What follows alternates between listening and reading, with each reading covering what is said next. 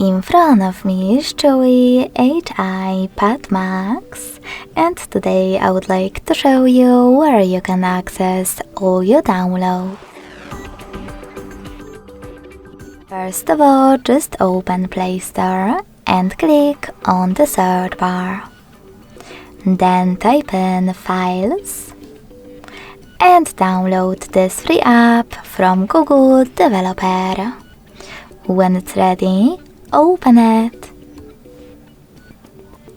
Now, in order to use it, you need to set it up.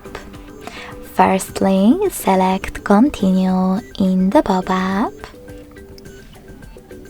Then tap on Allow. And lastly, hit this gray switcher next to Allow access to manage all files. Now you can finally select Browse on the left in the middle and tap on Downloads category. As you can see, all my downloaded files are over here. To access one, just click on it.